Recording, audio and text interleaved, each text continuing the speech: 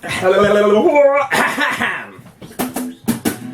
camp, we're gonna look at panels at Kevin Cherry's art camp. Alright, hello people, it's Wednesday today, thank you for being with me. I'm wearing my very cool Space Jam shirt. It's got all the characters right down the sleeve. I got this for $8 at Marshall's. I'm very happy with myself. Today, it is Wednesday, so it's the more academic lesson, but it's not very academic at all. But today, we are talking about comics this week. We're going to talk about panels and comics transitions, okay? Now, I'm going to explain what that means in a little bit before we draw. But before we draw, I would like to show you this old sketchbook. I have not figured out what year this is from. This is probably 2007 or 2008. I was drawing a lot of comics in my sketchbook back then, so I want to show you this cool sketchbook, and then I will... Oh, there we go. Then I will... we'll draw some comics together. Okay, so here we go. Okay, here's this old sketchbook. Now that I think about it, this sketchbook was probably done around 2005. Okay, I was drawing a lot of dogs. I was drawing dog t-shirts because back then I had a t-shirt company called Squidfire, and I thought that we could just go to every convention that was at the Timonium Fairgrounds, and then whatever that convention was, I would make t-shirts about. Oh, look at this cute dog. Oh my god. Look at that little guy. Okay. And then make t-shirts about that. Like, we would go to pet shows and make pet t-shirts. But we found out that people at pet shows want pictures of their specific pet on their shirt. They don't want just a generic pet. Here's some cool bird warriors I was drawing. All right, and okay, now I wanted to show you this because if you believe it or not, oh, that's a cool action pose on the guitar there. So if you believe it or not, this was all the precursor for my book, Remy Sneakers. Now, see all this comic work? And originally it was about a rat, a mouse, a pigeon, and who else? And a cat. Okay, but all those are very ordinary characters. So we actually settled on I love my dog. I love my dog. And here are some one-panel comics with dogs. Alright. See, I'm doing a lot of comics back then. Some colored pencil stuff. Wow, a lot of comics here. Yeah, this must be around 2004, actually. Yeah, this is... See, I'm drawing a lot of comics. I never completed this comic. I think it was a little bit too big in scope. It was kind of about how a bird, a cat, a rat, and a mouse all lived in this, like, kind of grimy undercity. And, oh yeah, Squidfire, remember? That was the name of my company, Squidfire. And, here's some more comics. And... Okay, as you can see, this is what some of my writing process looks like. Ooh, that's a really cool griffin right there. Alright, just creating designs. Ooh, that's a neat fish design right there. Some ostriches. Look at that ostrich. See, it could come on a tank top, perhaps a tote bag. Here's some more comics. This is a funny one. It says, "Hey, what are you doing?" "I'm trying to think of something, but these little circles keep falling down." Get it? The thought circles. And I think I actually made this comic. And this comic. here I am just designing some more shirts. There's a little cute Grim Reaper guy floating. See the shadow? I use my own tips. There's a mammoth. Ooh, this is when I was drawing old station wagons. Let's take a look at this. This is a 1977 Ford Country Squire limited edition. This is a 1968 Impala. 1957 Chevy. These look like just contour drawings that I would just copy. 1951 Chevy Tin Woody. 1964 Impala. Now, I actually have had three station wagons in my life. They were all Volvos, and they were all terrible. So kids, don't get a Volvo. They are hard to work on. 1965 Chevy Chevelle. 1962 Ford Falcon. 1979 Dodge Aspen.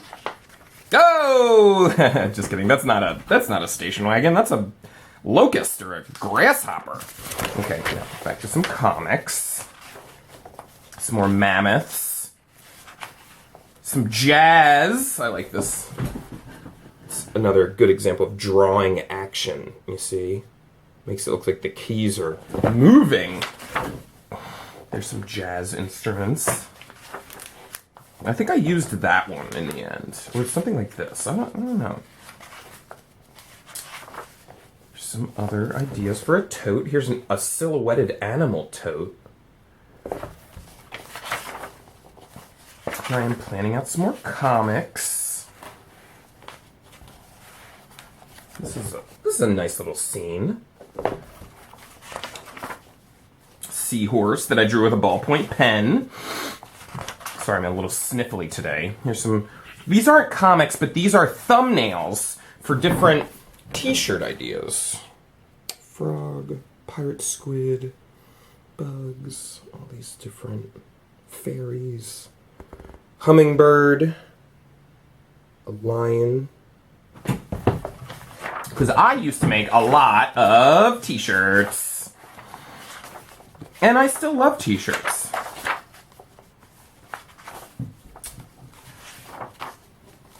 Here, let's see. I'm trying to create a t-shirt design for the Blue Moon Cafe. And I did this. And then I did that, and that is very close to what the final design ended up looking like.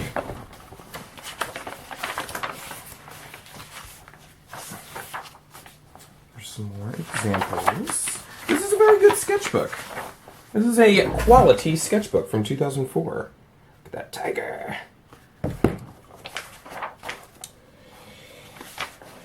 Oh, that's fun. All these bean people dancing. Oh, I remember dancing. Dancing's fun, isn't it? I like dancing. I miss it. This is a track coach I was trying to draw. Dan Deacon.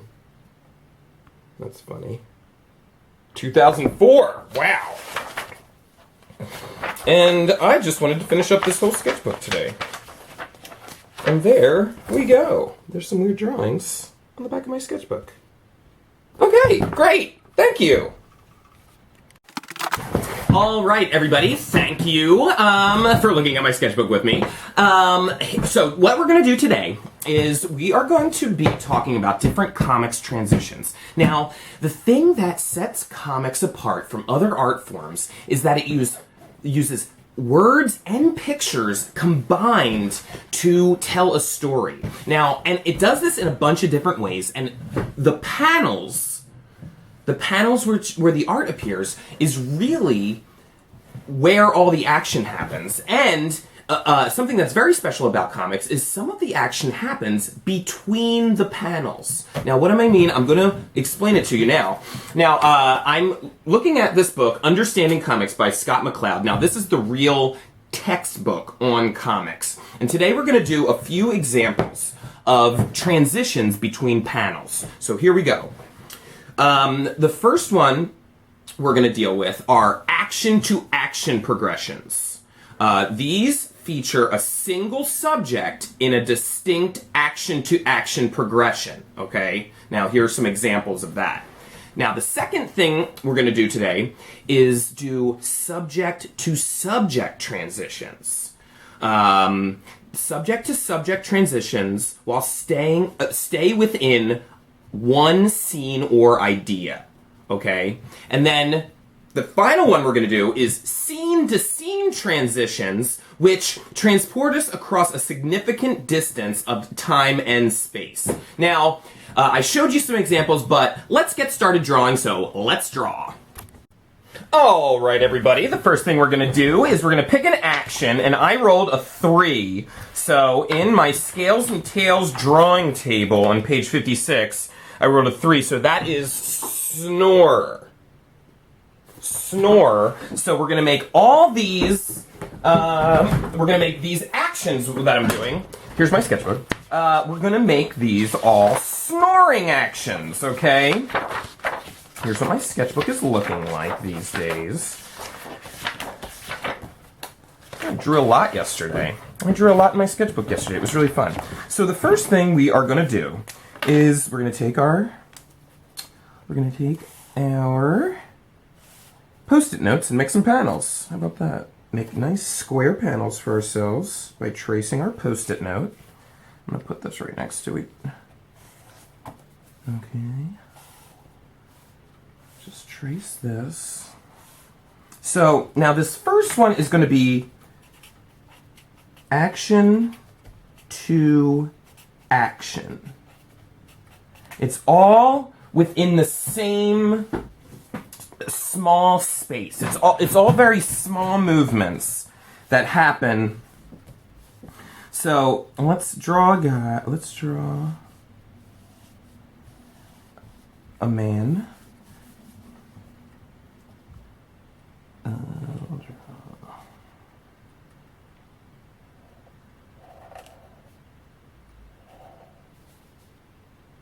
A sleeping man.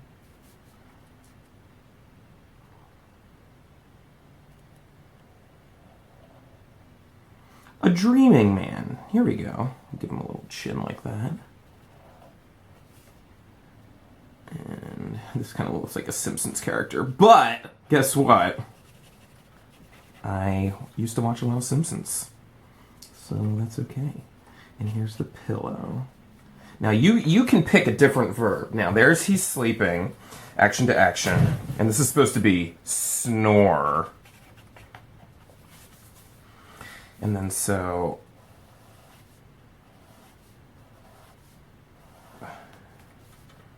draw the little chin down here.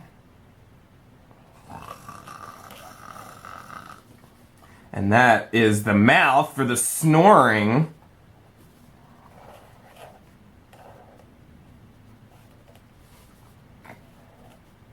And that's really what a snore sounds like. Does anybody have a snorer in their house? My dad used to snore, and his snores would be so incredibly loud. I could not believe it.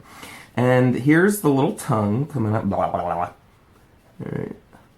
And then, so let's make a big snore.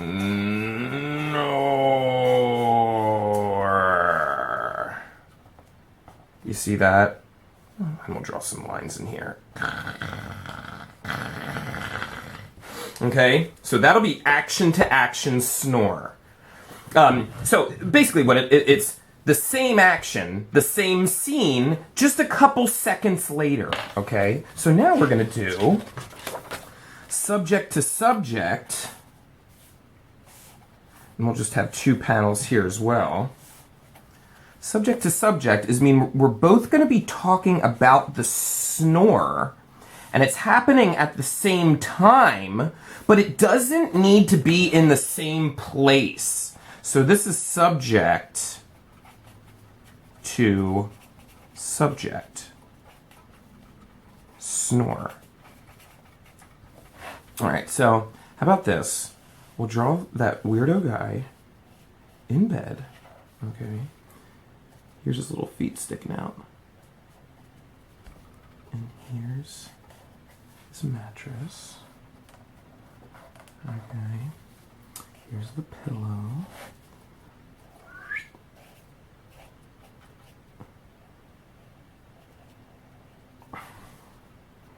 And here he is snoring. We'll put snore.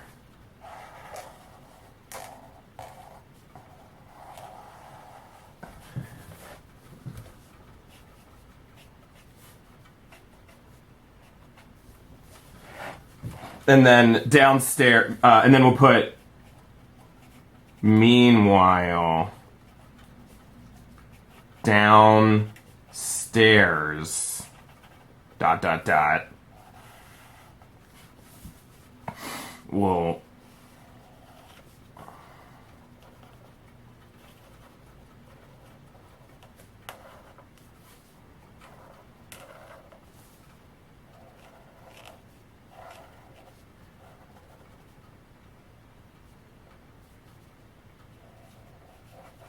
we're going to draw a very disappointed dog.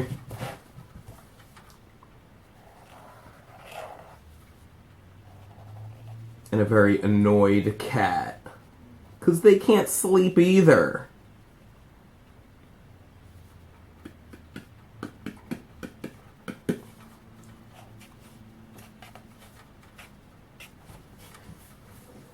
And we'll put a little dark cloud over the cat's head to know that cat's upset. Oh, and we'll put, how about this? This'll make it even funnier. We'll put 1 a.m. so everybody knows what time it is. There, the snoring man is keeping the cat and the dog up. So that's subject to subject. And then we're going to do scene to scene. Now, scene to scene means you're talking, it's in the same story, and you're talking about the same subject, but a great amount of time or space can have occurred, okay? So it can happen far away, it can happen much later.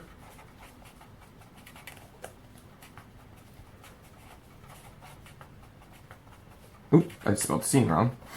Snore. Okay, now we're going to make a little bit of joke about this, since it's a scene to scene. So we'll draw. This happens to me all the time. My wife says, let's watch a movie tonight. And I said, oh, great, I love movies.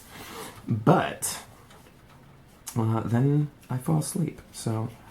But this is not my wife. This is just a woman with curly hair, okay? And then, because this is not me.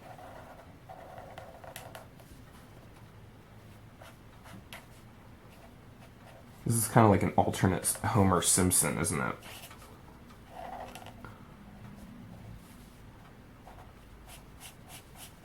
Homer with hair. I'm drawing Homer with hair. And then, so, how about this? She's saying, I got a great movie for us to watch later. And he'll say, great, I love movies. Okay? And you could put word bubbles around them. And then later, scene to scene.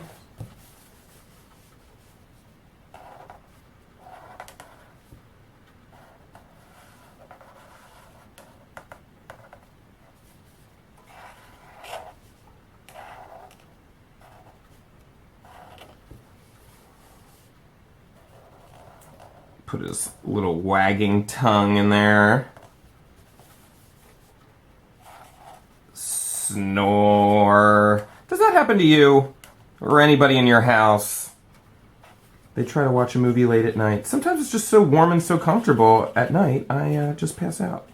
Okay, so those are the 3 kinds of scene transitions. I'll upload the ones from the book up onto Patreon, and why don't you pick a verb of your own and do these 3 assignments.